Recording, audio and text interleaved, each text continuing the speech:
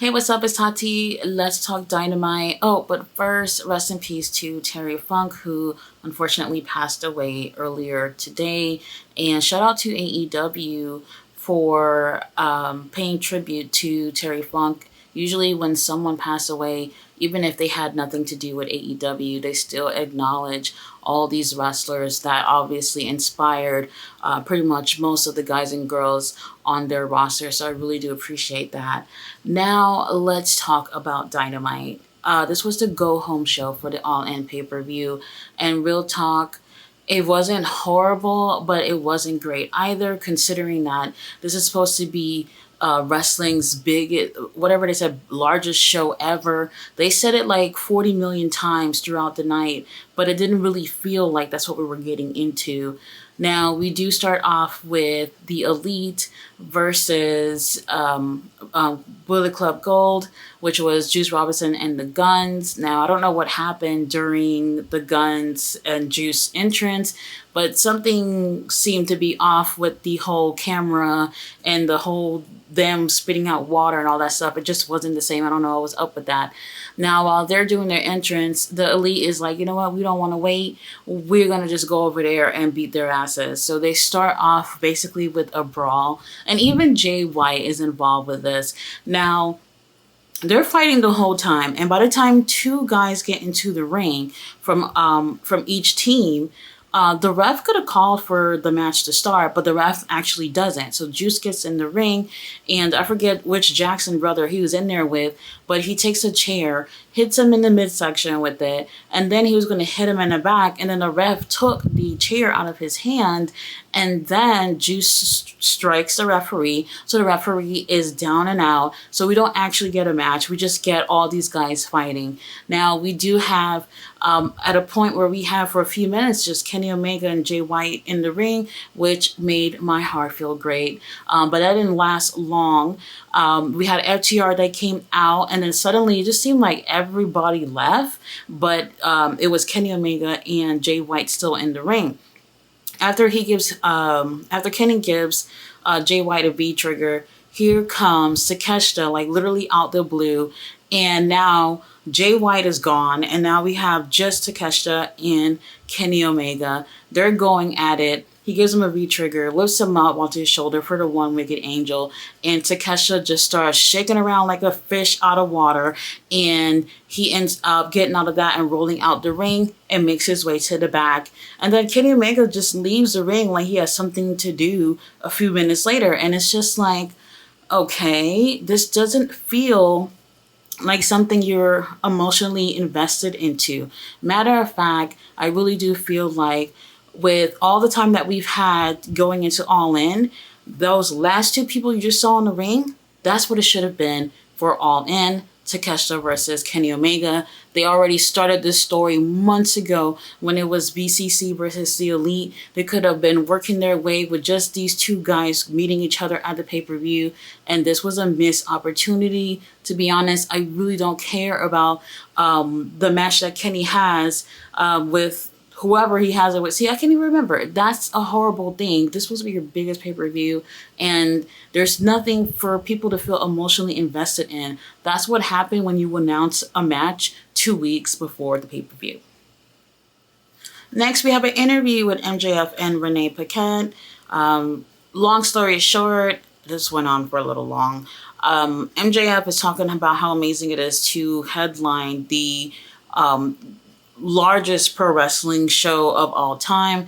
They say that phrase literally a billion times all night. If you had to take a shot every time you heard that, y'all would have been dead from alcohol poisoning. Now, he's talking about how this is a great opportunity for him, and he even name drops some of WWE's greatest wrestlers. And, you know, I totally understand where he's coming from. He's a young guy. He's like 26, 27 years old. And he's really making a huge name for himself. So I would be bragging too if I was in that situation. He also talks about his friendship with Adam Cole. He says they're not just friends, they're brothers, and brothers sometimes fight. And at the end of the day, they end up making up. He doesn't really seem to be concerned during this interview about his friendship with Adam Cole. But I really do feel like with this interview here, he's a little soft spoken. He jokes around here and there, but with his energy here, it is totally baby faced. Like MJF, he freaking gets it. He gets it about pro wrestling, and I love seeing this man on TV. He knows what he's doing. I'm not sure if he's going to turn on Adam Cole. And also, I'm not sure if Adam Cole's going to end up turning on him at the pay-per-view. Either way, I love the way he looks going into this pay-per-view, at least with this interview. But it's not the last time we're going to see MJF on the show tonight. On to the first official match of the night, Moxley versus Rey Fenix. Oh my God. I was not interested, at least about the first half of the match. It just feels like two very different style, a luchador versus a brawler type wrestler. It just felt so different, and I felt like the energy was lacking, at least up until a few minutes after that first commercial, and that's when things started picking up. I was kind of like disappointed. When things like that happen in a match, people change the channel, and then they don't realize that at some point things are going to pick up and get better, which it actually did. And these guys were super competitive with each other, so the match did pick up some few minutes after the commercial. Now, surprisingly though, things did pick up with the whole storyline thing. Now, some people don't know this, but Rey Fenix has visa issues and cannot go to London. So obviously, we figured that something was going to come out from this. Now, Moxley ends up winning with a sleeper, and then here comes BCC.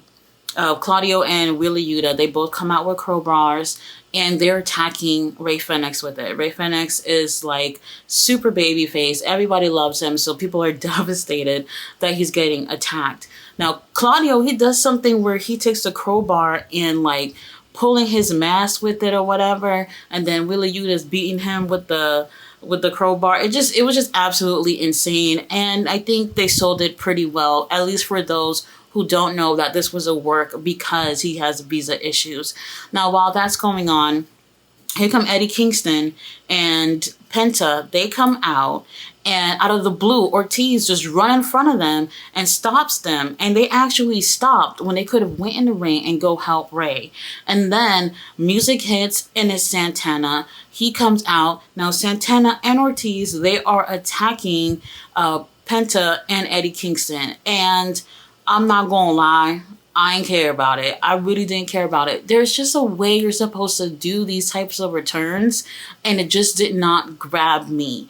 And probably a lot of people felt the same way too. I wish it just happened another way. It's cool to see them back. The Dirt Sheet's been saying, no way, Ortiz and Santana can't even, they don't even want their names in the same sentence, better yet being in the same ring together as partners. And now here we are, we actually have them being part of Team BCC. They're going to be working with each other. So Dave Meltzer and y'all that been saying all these things, you're wrong as usual. So now all that's happening, here comes the best friends, and Jesus Christ, Trent Beretta was just, I was just mesmerized looking at that man. He looked amazing. They come out, they don't really do anything because everyone else ends up retreating and getting away. This time we have the doctors and everybody surrounding Rey Fenix in the ring. They end up taking him out with a stretcher, and they put him in an ambulance. And Eddie Kingston, he's looking so distraught and upset about what happened.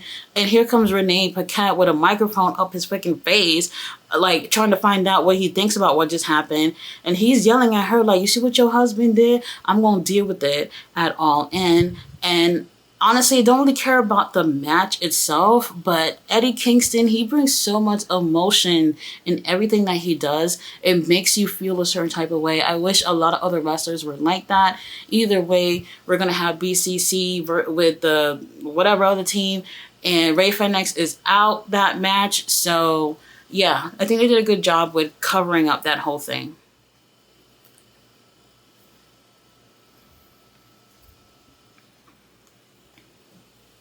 So next we have an interview with Renee and Sammy Guevara. Renee's asking him, Why are you on the side of Chris Jericho after what happened? And then here comes Daddy Magic, Angela Parker, and Daniel Garcia. They're confronting him about being on Chris Jericho's side. They're not feeling it, and they're like, you know what? When he ends up turning on you, then you're going to learn your lesson. And the way Daniel Garcia was looking at Sammy Guevara with so much disgust, I was like, damn, if looks can kill, Sammy would be dead. So next we have the contract signing with Chris Jericho and Will Ospreay, and Sammy comes out with Chris, and then we have Don Callis coming out with Will Ospreay.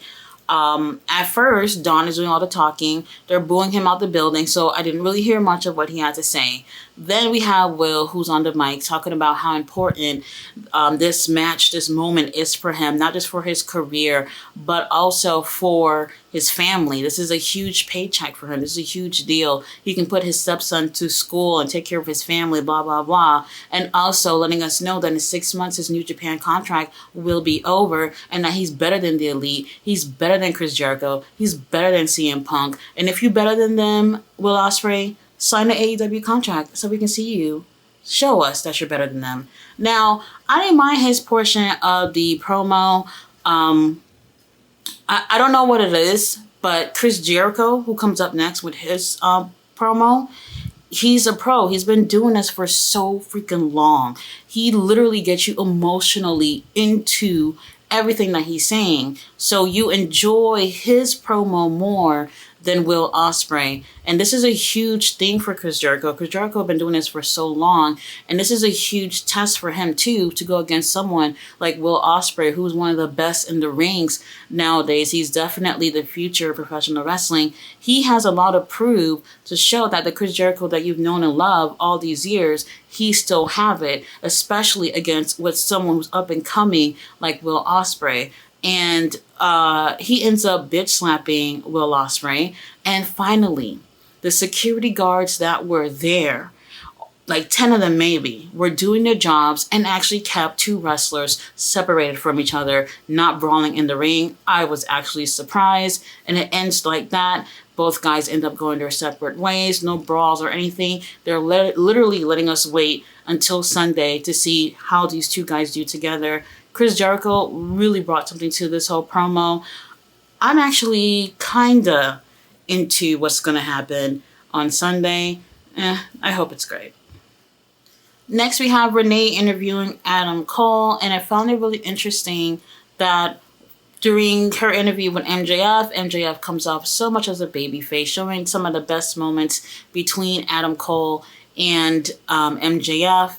And then when it was Adam Cole time, we got to see him looking like a horrible friend, not with just MJF, but with Roderick as well. And I think, obviously, he took some offense to that, and he didn't want to do the interview anymore because now he's looking more of, I guess, the way he don't want people to portray him. Even though there were some really great moments with him and MJF as friends, people are seeing that, yeah, he's not being such a great friend.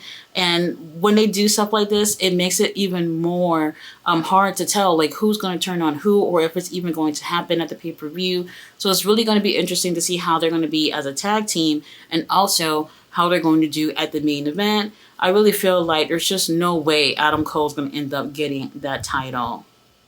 So I forgot to mention, they were using a collision set, which is why Dynamite looks so much better. And also the commentators were sitting ringside doing commentary, which they do not do when it comes to Dynamite. So I'm pretty sure they're filming Collision after this because it's so close to the All-In pay-per-view. That would definitely come in a way with travels or whatever. Anyway, we had a Texas Tornado match with Swerve, AR Fox, versus Nick Wayne and Darby Allin. Oh my gosh, where do I begin? So initially, I was not too interested with this match because all they did was took out Sting and put Nick in his place, which is the same damn thing we're going to get at the pay-per-view, until the end of everything and things started getting different. Now, throughout this match, Nick Wayne is getting his ass whooped the whole freaking time, okay?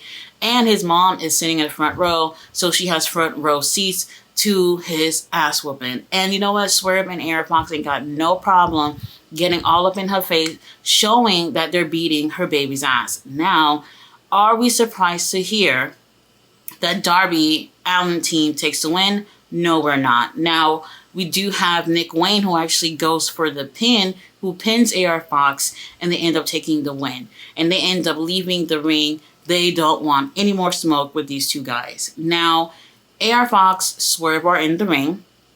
And here's Swerve laughing in the mic. And he said, this is so disappointing. And he goes, you're disappointing, AR Fox. And I'm just like, wait, what? We're not doing this right now, are we? Oh my God. They fired him from the Mogul Embassy. And I'm just like, y'all just started this shit like yesterday. And all of a sudden it's over. This is just so ridiculous. This is actually a really, really great fit for AR Fox, who kind of was just only coming around just to have great matches, and that's it. This brought out something from AR Fox that he literally needed for his career, and all of a sudden, y'all pulling the plug on this, and I just thought maybe AR Fox got some visa issues, because that's the only logical explanation as to why they would take him out the Mogul Embassy. I was not happy about it. And then out of the blue, here comes Brian Cage taking out the trash, which is AR Fox. But then we have more drama. So now, here we have Darby Allin and Nick Wayne going to help AR Fox. And Darby gets on the mic and he's like, you know what, AR Fox? I still love you. You're the reason why I've had so much success in my career, blah, blah, blah, blah, blah. And he helps him off the ground and they hug. And I'm like, if I wanted to see a soap opera, I would definitely not be watching this right now. And all of a sudden, here comes music. And it's Christian and Luchasaurus. And I'm just like, okay, why are they here? I know Darby's involved, but does he need to be here? And real talk, Christian saved this whole thing, especially after being so mad about the whole AR Fox situation. Now, he's finally met Nick Wayne, and he is talking shit about not just him, but his dad. You know what it is. Christian and dead fathers types of thing, him being father figures to young wrestlers who lost their fathers is absolutely insane. He went in on his dad, and I could not believe it. And then he says something to the effect of, your dad was a wrestler, obviously not well known.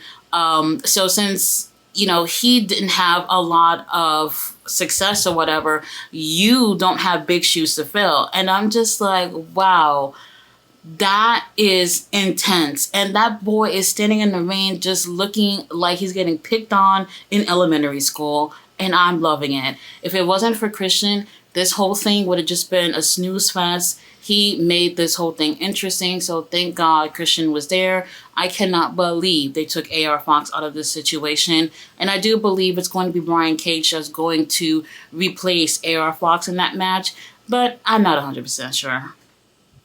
So we have an interview with FTR and the Young Bucks with Renee. And to be honest, I didn't really care about this. They're obviously playing off of past issues to show that there's still issues for them to end up having a match together. And honestly, I feel like that's lazy. What they should have done was after the Jay and Juice match with FTR, they should have at least started something with the Bucks to make the feud feel more fresh. Either way, I didn't really care about this. It is what it is. I'm pretty sure we'll get a great match with them, but it just feels lazy. Now, moving on.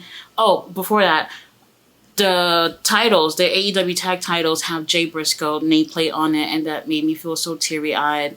Now next we have Ruby Soho versus Sky Blue. Didn't really care about this. Ruby ends up taking the win. No Outcasts ringside, so that made things a little more interesting, but not interesting enough. So the Acclaim, they come out and they running out to the ring. They calling out House of Black. House of Black comes out and they are getting attacked. And then here comes the Acclaim music hits again, and it's Daddy Ass. Daddy Ass comes out to help out. The House of Black ends up leaving, and they ended up challenging them for the trios titles at All In.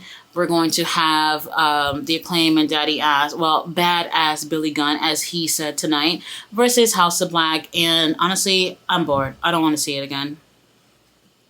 So at this point, it is 9:53, and the bell is being run for the main event, the Hardys versus Aussie Open. The match was okay. The Hardys, they can still go in the ring, but I do think that a team like Aussie Open was probably not so great for them. Now, the match was okay, and we do get a lot of great moments from the Hardys, but things fall short for them because there's just no way 2-3 days before the pay-per-view are they going to drop the titles to the Hardys.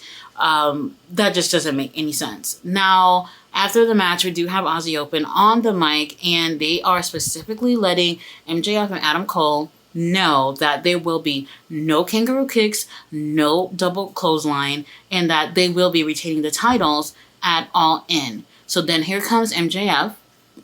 Here comes Adam Cole. They get in the ring, and now both teams are having a stare down. And I'm like, all right, well, we're going to end off the show like this. We're cool with that. But no, they end up fighting. Aussie Open throws the first blows. Now they're fighting with each other. Mark Davis is out of the ring. So now it's just Kyle Fletcher with MJF and Adam Cole. Now MJF is holding Kyle Fletcher while we have Cole getting ready for a super kick. So out of the blue, Cole goes for the super kick. And here's Kyle Fletcher moving out the way. And MJF just catches his leg. And for whatever reason, MJF doesn't take it as an accident. He looks like as if it was on purpose, and he's angry about it. So then Aussie Open's like, fuck this. Let them have their beef. We're going to get out the ring and just hope this beef keep going on until the pay-per-view so they can retain. So now MJF and Adam Cole are looking at each other all sideways in the ring, and I'm just like, what is going on here? Why wouldn't he take this as an accident? It kind of felt a little bit forced to me, just so that we can have some drama. So then, here's MJF. He raised the title up in the air and he walks past Adam Cole. But before he does that, he bumps his shoulders super, super hard. And, you know, Adam Cole's a twig, so that basically moved him across the ring. So I'm just like, well, what the hell is going on here? Like, it just felt a little forced to me. And all of a sudden, MJF seems to think about it, and they end up hugging it out like brothers do. Ugh, I don't know. Either way, I really am invested in the story. I'm invested into the tag match and the main event, and I can't wait to see what's going to happen with them. I still kind of feel like maybe we might get Roderick Strong and the Kingdom to get involved, at least with one of those matches, and then I'm going more towards that Adam Cole is going to end up turning heel. I think that would be more interesting than seeing MJF be healed again. Either way, the show, it was what it was. I'm not gonna lie, I did doze off like a minute or two during the main event, and it just didn't feel like a go-home show. And Tony Khan, this right here ain't right. Like, you just keep doing this lazy-ass booking thing. Get you a team that can make AEW look great. We want to see great stories being told, not things just thrown together a week or two before the pay-per-view. You want people to spend $50 on All In, and then next week feel invested to spend $50 more on All Out? Bro, you're kidding me. Guys, thanks for watching my review. I'll be back tomorrow with ROH. Bye.